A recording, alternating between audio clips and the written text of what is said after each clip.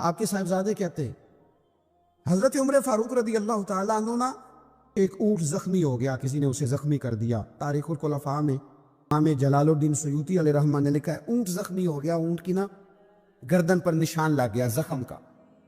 اس زمانے میں طریقہ تھا کہ کپڑا جلا کے نا زخم پہ لگایا جاتا تھا۔ حضرت عمر فاروق رضی اللہ تعالیٰ عنہ نا اب 60 سال عمر ہے، بوڑھے آدمی ہے، جسمانی طور پر بھی کمزوری آ جاتی ہے عمر کے حساب سے۔ اونٹ کی نکیل کے ساتھ پہلے اسے باندھا، پھر وہ کپڑا جلایا، پھر اپنے ہاتھوں سے اونٹ کا وہ جو زخم تھا نا اس پر وہ کپڑا ڈالنے لگے، اس کو ٹھیک کرنے لگے۔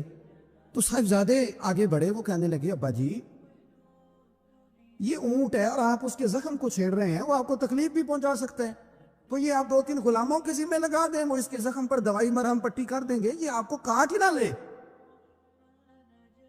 تو کہتے ہیں حضرت عمر فاروق نے میری بات کو جھٹکا، فرمانے لگے پیچھے ہٹ جا، حکومت میری ہے کہ غلاموں کی ہے؟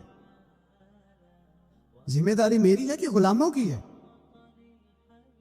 فرمایا پتر میں تو ڈر رہا ہوں کہ کہیں یہ اونٹ ہی قیامت میں میری شکایت نہ کر دے، یہ میری شکایت نہ کر دے کہ اللہ میں بیمار ہو گیا، زخم لگ گیا، حکومت عمر کی تھی اور کسی نے مجھے پوچھا ہی نہیں۔ میرے دوستو احساس ذمہ داری اب یقین کریں نکل گئی، ہم لاؤبالی لوگ ہیں، لاؤبالی۔ میں کبھی سفر کرتا ہوں بہت زیادہ، تو میرے جو ڈرائیور حضرات ہوتے ہیں وہ میرے ساتھ وقت گزارنا خاصا مشکل کام ہے، اس لیے کہ میں گاڑی مجھے چلانی نہیں آتی پر چلواتا اپنی مرضی کی ہوں۔ تو ان کی خواہش ہوتی ہے کہ میٹر پہ نظر نہ پڑے پیر صاحب کی، تو میں پچھلی سیٹ پہ بیٹھتا ہوں، تو میں اس ترتیب سے بیٹھتا ہوں کہ مجھے پتہ چل جائے کہ میٹر اب کہاں پہنچا ہے، اس لیے کہ مجھے پتہ ہے خدا نہ خواستہ کسی جگہ کوئی معاملہ ہوگا نا، اور میں بچوں کو بتاتا رہتا ہوں۔ ایک دفعہ ایک آدمی غلط کراس کر گیا اور بڑی مشکل سے بچے نے بریک لگائی، بچہ کہنے لگا اس کے قریب جا کے نا تو میں نے بھی اس کو اسی طرح سزا دینی ہے۔ تو میں نے کہا پتر تو بات کو سمجھ، اسے کوئی بھی کچھ نہیں کہے گا اور ہمیں لوگ کہیں گے تسی تے سیانے بیانے ہونا۔ ہمیں اپنی ذمہ داریوں کا احساس کرنا چاہیے۔ جب ہم غیر ذمہ دار کسی جگہ بھی ہو جاتے ہیں تو حالات خراب ہو جاتے ہیں۔ حضرت عمر فاروق اب 24 لاکھ مربع میل کا حکمران اور ہزاروں لوگ جس کے پیچھے نماز پڑھیں، وہ ایک ایک بندے کا خیال کرے، ممکن نہیں ہوتا۔ ایک بڑے جلیل القدر صحابی تھے حضرت سعید بن یربوع رضی اللہ تعالیٰ، حضرت عمر کے زمانے میں نا نابینا ہو گئے۔ حضرت فاروق اعظم رضی اللہ تعالیٰ عنہ لوگوں سے پوچھا کہ سعید بھی نظر آ رہا ہے، اس کی حضور ان کی بینائی چلی گئی ہے۔ جناب عمر گھر گئے، تعزیت کی، آپ کو تکلیف پہنچی، اللہ آپ کا بھلا کرے۔ آپ ان سے پوچھتے ہیں بھائی یہاں تو کوئی سپاہی چلا جائے نا دنیا سے تو کوئی صوبائی وزیر یا کوئی افسر آ جائے بس کافی ہے، وزیر اعظم صاحب کے پاس کہاں وقت ہے؟ وہ کہتے ہیں 2 منسٹر بھیج دیے تھے، بات ختم ہو گئی۔ حضرت عمر خود گئے، صحابی کی آنکھیں چلی گئی تھی، اور جا کر کے اسے کہنے لگے کہ اب آپ مسجد کیسے آئے جائیں گے؟ انہوں نے کہا حضور یہ تو میرے لیے بڑی تکلیف والا معاملہ ہے، نابینا ہو گیا ہوں، تنہا تو جا نہیں سکتا، قربان جاؤں سیدنا فاروق اعظم پر۔ حضرت عمر فاروق رضی اللہ تعالیٰ عنہ نے ایک بندے کی باقاعدہ ڈیوٹی لگائی، فرمانے لگے تیری آج کے بعد ذمہ داری ہے 5 وقت حضرت سعید کا بازو تھامنا ہے، تو انہیں مسجد پہنچانا ہے اور 5 وقت ان کو گھر لے کے آنا ہے۔ فرمایا یاد رکھنا، یہ نہ سمجھنا کہ میں آرڈر دے کے بھول جاؤں گا، میں ہر ہفتے تم سے پوچھا بھی کروں گا کہ تم نے سعید کے ساتھ کیا سلوک کیا۔ تو چھوٹی چھوٹی چیزوں کا فوجی، جیسے کہ میں نے پہلے کہا ہے، وہ سال کے بعد نا کبھی کوئی تقریب ہوتی ہے تو بلا کے نا فوجیوں کے بچوں کو، ان کی ماں کو، تو ایک تمغہ دے دیا جاتا ہے پھر چھٹی۔ کبھی کسی نے پوچھا ہے کہ یتیمی میں بچوں کا کیا حال ہوا؟ کبھی کسی نے پوچھا ہے کہ پھر پیچھے کیا حالات ہیں؟ میں کوئی لسٹ نہیں بیان کرتا لیکن میں ثبوت رکھتا ہوں کہ جن کے لیے ترانے پڑے گئے اور بہت بڑی انٹرنیشنل کانفرنسیں کی گئیں اور میڈیا میں بڑا کچھ دکھایا گیا، ان کے بچوں پر وہ وقت بھی آیا کہ انہوں نے روٹی مانگ کے کھائی۔ یہ فوٹو سیشن کرانا آسان کام ہے لیکن ان کا خیال رکھنا یہ مشکل کام ہے۔ मुश्किल काम में भेज दिया किसी को, वजीर को, जा चेक दिया जाके शहीद की बेवा को, वो फलां आदमी पुलिस में शहीद हो गया। तो वो बेवा बाद में बता रही है कि वो चेक मैंने 5 दफ़ा बैंक भेजा है, वो कैश ही नहीं होता, क्योंकि फ़ोटो तो आ गई, बात तो ख़त्म हो गई। और आपके मुल्क में इस तरह भी हुआ कि एक शहीद के लिए सेमिनार हुआ, बहुत बड़ा तमगा दिया गया, उसकी वालदा को बुलाया गया, और जब तक तो कैमरे चल रहे थे तो तब तक तो उसको बड़ा एजाज़ था, तराना भी बज रहा था, बंदे आंसू भी बहा रहे थे। और जब ख़त्म हो गया सारा कुछ, तो फिर उसकी माँ को ना कोने में ज़मीन पे बिठा के, वो वीडियो आ गई उसकी, वो ज़मीन पे बिठा के ना दूर उसकी माँ को, जिसका बेटा मिल्लत पर, कौम पर, मजहब पर कुर्बान हुआ, उसको ज़मीन पे बिठा के तो उसके हाथ में रोटी पकड़ाई गई और छोटे से एक बर्तन में सालन डाल के उसके आगे रखा गया। तो वो देहाती औरत, सब लोग मौज से खाना खा रहे हैं, जो मेहमान खुसूसी हैं रोटी खा रहे हैं, जो तमगे देने हैं, और जो लेने आई उसको वहां बिठा दिया। फिर वो किसी ने वीडियो बना के जब नेट पे डाल दी तो फिर कहा गया कि हमने नोटिस ले लिया है। वो पता नहीं किस बला का नाम है, हमने नोटिस ले लिया है, वो क्या होता है हमें तो नहीं पता, आज तक उसका कोई नतीजा निकला हो। क्या नोटिस लिया, क्या बात आई सामने, कुछ भी नहीं। वो जी पता कर रहे हैं, वो 2-4 बंदों की कमेटी बना दी है, वो कमेटी ख्याल करेगी। क्या साहब आप बात करते हैं। आओ मैं आपको नबी पाक अलैहि वसल्लम के शानदार गुलाम की बात बताऊं। सही बुखारी में हदीस, सहाबा कहते हैं हजरत उमर फारूक रदी अल्लाह तआला अन्हु के पास एक खातून रोती हुई आई, कहने लगी खामद मेरा शहीद हो गया और 4-5 बेटियां छोड़ गया। तो घर में तो बकरी का खुर भी नहीं, कोई चीज नहीं खाने पीने के लिए। फारूक आजम रजी अल्लाह तआला उन्होंने कमेटी नहीं बनाई, चेक नहीं दिया, वो एक अच्छा सा और एक खूबसूरत से पैकेज का ऐलान नहीं फरमाया, बल्कि फारूक आजम ने एक अच्छा ताजा तगड़ा ऊंट माले गनीमत के ऊंटों में से लिया और 2 बोरियां अपने हाथों से अच्छे राशन की भरी, उसके अंदर ढेर सारे नगद पैसे बोरियों में डाले और वो दोनों बोरियां ऊंट के ऊपर अपने हाथों से, बुखारी पढ़ रहा हूं, उनकी रस्सियां बांधी। फिर उस औरत के हाथ वो लगाम थमाई और उसे कहा पुत्र मैंने तुझे इतना माल दे दिया है कि जब तक ये खत्म होगा ना इंशाल्लाह तब तक तेरे हालात भी अल्लाह बदल देगा, तेरे दिन बदल जाएंगे जब तक ये खत्म होगा। वो खातून जाने लगी तो आप फरमाने लगे बेटा ऊंट नहीं वापस भेजना, ये भी तेरा ही है, दे दिया तुझे। अब चले गई वो खातून। तो सहाबा कहते हैं हमने पूछा कि जनाब आप तो बड़े किफायत शार हैं, आप तो बड़ी बांट के चीजें देते हैं, तो आपने इस बच्ची को इतना कुछ दे दिया और बैक वक्त दे दिया और वाकई बहुत ज्यादा दे दिया और नकदी पैसे भी दे दिए। तो उमर फरमाने लगे तुम नहीं ना जानते, मैं जानता हूं, ये मेरे नबी पाक के सहाबी हजरत खिफाफ बिन ईमार रदी अल्लाह तआला अन्हु की साहिबजादी है और मैंने हुदैबिया के मकाम के इसके बाप को हुजूर की खिदमत करते देखा है, मैंने इन्हें जंगे लड़ते देखा है, इसके बाप को, इसके भाई को। फरमाया वो तो बच्ची आई है, तो मैं तुम्हें क्या बताऊं, मुझे तो तकलीफ शुरू हो गई है कि उसे आना क्यों पड़ा है, खुदा के बढ़ के मैं क्यों खिदमत नहीं कर सका, उसे आना क्यों पड़ा।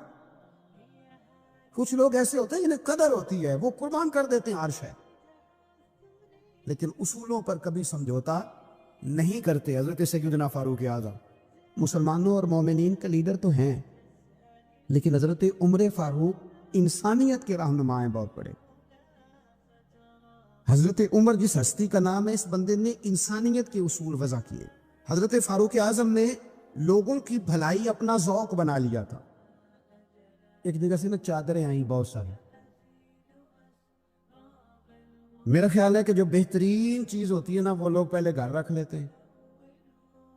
ये कुर्बानियां हुई है ना जी, तो 4-4, 5-5 राने जिन्होंने 6-6 बकरे किए वो पहले उन्होंने साइड पे कर ली।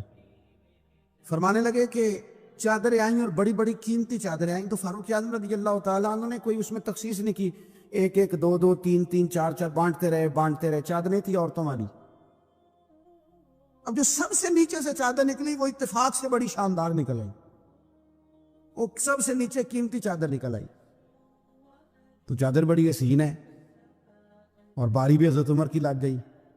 ان کے گھر جانی تھی چادر ان کی اہلیہ کے لیے. تو ایک صحابی کہنے لگے یہ آپ کی زوجہ جناب ام کلثوم رضی اللہ تعالی عنہا پر بڑی جچے گی چادر, بڑی حسین ہے, اور یہ خاتون اول کو بڑی جچے گی. تو حضرت عمر کہنے لگے ام سلیت رضی اللہ تعالی عنہا ایک خاتون ہے, یہ چادر انہیں دوں گا. کہا ان کو کیوں دیں گے؟ فرمانے لگے اس لیے کہ احد میں جب بہت سارے لوگ زخمی ہو گئے تھے تو میں نے اس بی بی کو دیکھا تھا مشکیزہ اٹھا کے نبی پاک کے غلاموں کو پانی پلا رہی تھی. تو یہ خوبصورت چادر اس کے حصے میں آئے گی, اس رسول اللہ کے دین کی خدمت کی. وہ حضرت عمر نے بتایا جو حضور کے دین کی خدمت کرتے رہے ہم ان کی خدمت کرتے رہے. حضرت فاروق اعظم رضی اللہ تعالیٰ نے چھوٹی چھوٹی باتوں پہ توجہ کی, اور آپ نے ایک اصول بنایا. ایک اصول آپ کو یہ مل جائے گا, ابن جوزی علیہ رحمہ نے اس کو لکھا. حضرت عمر فرمایا کرتے تھے کہ حکومت چونکہ میری ہے تو ذمہ داری بھی, یہ نہیں فرماتے تھے کہ اداروں سے پوچھوں گا, متعلقہ آدمی سے پوچھوں گا, یہ نہیں فرماتے تھے.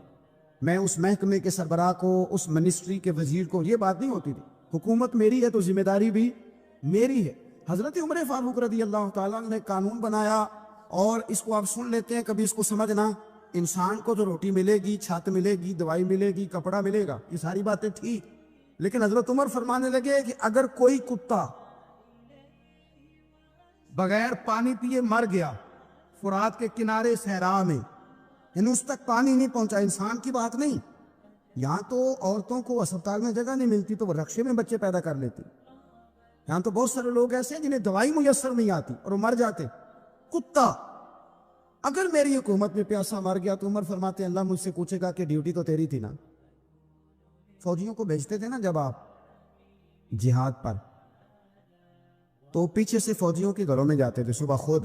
میں پہلے کہہ چکا ہوں کہ یہ نہیں کہتے تھے کہ محکمے والوں کی ڈیوٹی لگا دی ہے, خود جاتے تھے اور فوجیوں کے گھر والوں سے پوچھتے تھے کوئی سبزی تو نہیں منگانی, کہ حضرت عمر کوئی سودا تو نہیں منگانا.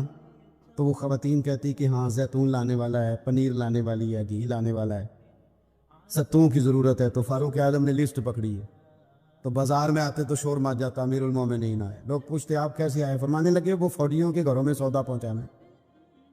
ایک دفعہ قحط بھی پڑا تھا حضرت عمر کے دور میں, عام الرمادہ اس کو کہتے, 8-9 مہینے بارش نہیں ہوئی تھی. حضرت عمر فاروق نہ شروع سے زیتون استعمال نہیں کرتے تھے.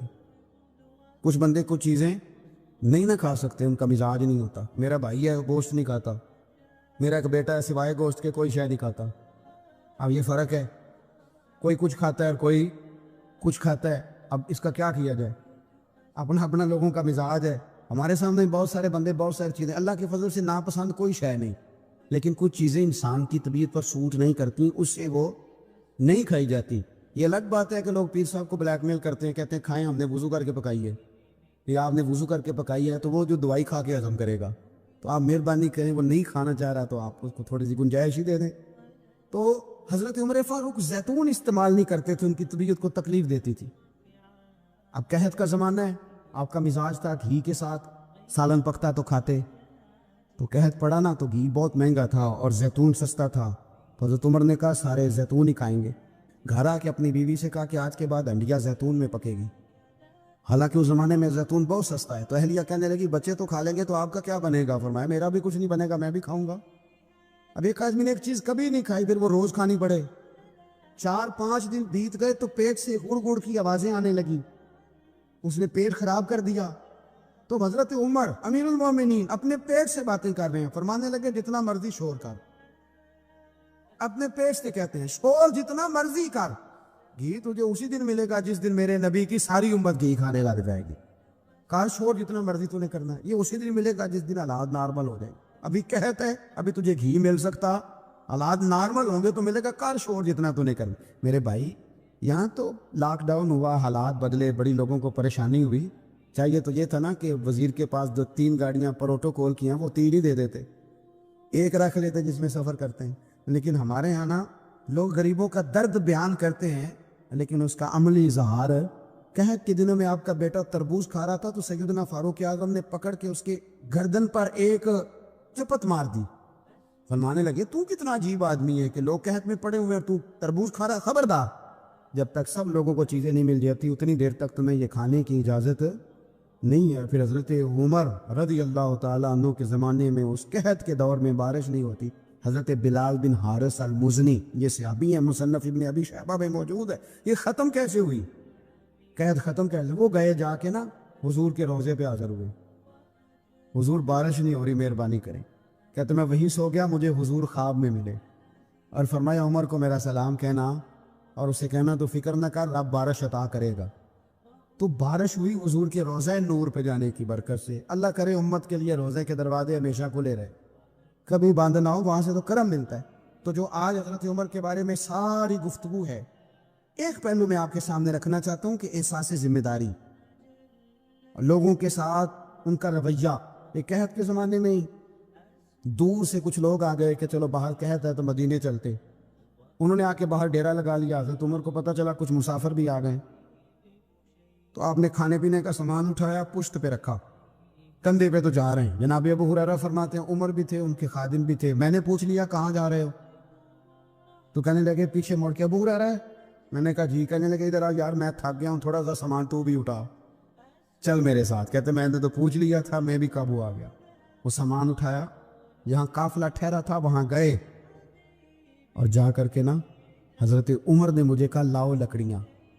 کہتے ہم لکڑیاں اکٹھی کر کے لائے تو عمر نے خود آگ جلائی، پھر فاروق اعظم نے خود کھانا پکایا، اور فرمایا جب وہ مہمان روٹی کھا رہے تھے تو عمر رو رہے تھے۔ ہم نے کہا حضور روتے کیوں ہیں؟ فرمانے لگے جب رب کے بھوکے بندے روٹی کھا لیتے ہیں تو اللہ راضی بڑا ہوتا ہے۔ تو سوچتا ہوں مجھ چھوٹے آدمی کو رب کریم نے کتنا اعزاز دیا ہے کہ میری وجہ سے آج ان بھوکوں نے کھانا کھایا۔ میرے عزیزو، جناب فاروق اعظم نے ہمیں یہ درس دیا کہ احساس ذمہ داری زندگی میں پیدا کریں۔ حضرت حذیفہ بن یمان ایک صحابی تھے، میرے نبی کریم علیہ السلام نا ان سے راز کی باتیں کرتے تھے۔ ہر بندے کا عزمہ ٹھیک نہیں ہوتا، سب سے راز کی بات نہیں کرنی چاہیے۔ حضرت حذیفہ بن یمان کہتے ہیں حضور راز کی باتیں بتاتے۔ مدینہ منورہ میں جو منافقین تھے ان کی لسٹ بھی نبی پاک نے حضرت حذیفہ بن یمان کو دی تھی۔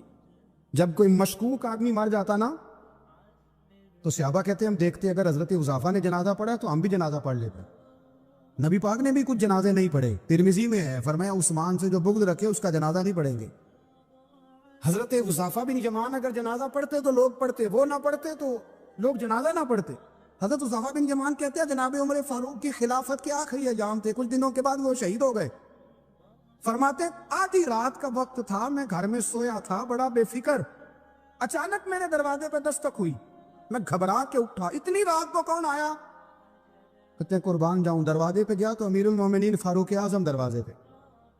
میں نے کہا عمر کوئی حکم تھا تو مجھے بلا لیتے۔ کہنے لگے میں نا امیر بن کے نہیں آیا، تیرا ویر بن کے آیا ہوں۔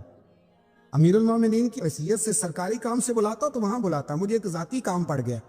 کہتے میں نے عمر کو گھر کی اندر بلا کے چارپائی پہ بٹھایا، میں نے کہا حضور میں غریب آدمی، میں کیا آپ کے کام آ سکتا ہوں؟ تو کہتے انہوں نے نا مجھے ساتھ بٹھا لیا، پھر میرا ہاتھ پکڑ دیا، کہنے لگے تو عمر کو جانتا ہے؟ عمر جھوٹ نہیں بولتا، تو جانتا ہے عمر وعدوں کا پکا ہے؟ کہا حضور جانتا ہوں۔ کہا میں اس وقت آیا ہوں جب دیکھ بھی کوئی نہیں رہا۔ حضرت حذیفہ بن یمان کہتے ہیں پریشان ہو گیا، حضور پہلیاں نہ بجوائے، مہربانی کر بتائیں کدھر آئے ہیں؟ تو حضرت عمر فاروق فرمانے لگے 62 سال کا ہو گیا ہوں، 63 میں چل رہا ہے، داڑھی سفید ہو گئی ہے، پھل پک گیا، اٹھ فریدہ ستیا، داڑھی آ گئی کور، اگا نیڑے آ گئی، پیچھا رہ گئی دور، اب نہ اب قبر اشر کا معاملہ صاف نظر آنے لگا ہے۔ کہا حضور مجھ سے کیا چاہتے ہیں؟ حضرت عمر رو پڑے، کہنے لگے آج میں عشاء کے بعد نکلا ہوں تو نبی پاک کے صحابہ مجھے نیک کہہ رہے تھے، پھر میں نے بچوں کی ماں سے اور بچوں سے بھی پوچھا ہے، وہ بھی مجھ سے راضی ہیں، پر حذیفہ تیرے ساتھ نبی پاک راز کی باتیں کرتے تھے، سچ بتا کہیں عمر کا نام منافقوں میں شامل تو نہیں؟ سچ بتا ان منافقین میں تو شامل نہیں، کہیں اوپر سے تو نہیں سارا کچھ؟ حضرت حذیفہ بن یمان کہتے ہیں میں باپ کے مرنے پہ اتنا نہیں رویا جتنا عمر کے سوال پہ رویا۔ میں قدموں میں بیٹھ گیا، میں نے کہا نہیں عمر یہ تو میں نے نہیں سنا، لیکن یہ میں نے نبی پاک سے ضرور سنا ہے کہ میرے بعد اگر کوئی نبی ہوتا تو عمر ابن خطاب ہوتا۔ یہ میں نے اپنے کانوں سے سنا ہے کہ عمر جس گلی سے گزرے شیطان راستہ بدل جاتا ہے۔ یہ میں نے اپنے کانوں سے سنا ہے کہ 950 سال حضرت جبریل جناب عمر کی شان بیان کریں تو پھر بھی بیان نہیں ہو سکے، یہ میں نے ضرور سنا۔ دوستو ساری زندگی حضرت عمر نے اگر دوسروں کا محاسبہ کیا تو اپنا اور اپنے بچوں کا بھی کڑا خیال رکھا۔ اپنی ذات پر بڑی توجہ دی. جو لوگ اپنا بھول جاتے نا، ہمیں اپنی صحت کا بڑا خیال ہے لیکن اپنی روحانی زندگی کا کوئی خیال نہیں ہے. حضرت عمر فاروق رضی اللہ تعالیٰ عنہ نا باہر والوں کا بھی بڑا سخت حساب کرتے تھے. بڑا ایک گورنر صاحب نے لباس بڑا شاندار پہننا شروع کر دیا تھا تو حضرت عمر نے اتروا کے نا تو انہیں ٹاٹ کا لباس پہنا کے تو اونٹ چرانے کی ڈیوٹی دے دی تھی. اتنا سخت احتساب کرتے. کسائی کی دکان پر بھی 1-2 گھنٹے کھڑے ہوتے تھے. جو آدمی مسلسل 2 دن گوشت خریدتا تھا نا، فرماتے تھے اس کا ٹیکس بڑھا دو، لوگوں کو دال نہیں مل رہی اور یہ روز گوشت کھاتا ہے. حضرت فاروق اعظم، اس کو جزیہ کہا جاتا تھا، یا کچھ اور معاملات ہوتے تو بڑھا دیتے. مسلسل جو 2 دن آدمی گوشت کھاتا تھا، فرماتے تھے مدینے میں غربت ہے، اگر یہ والا نظام تم کرو گے تو غریب لوگ کس کی طرف دیکھیں. لیکن اس سے زیادہ بڑھ کر جو ان کی زندگی کا معیار اور سٹیٹس تھا وہ یہ تھا کہ اپنے گھر کا خاص خیال رکھتے، خاص توجہ کرتے.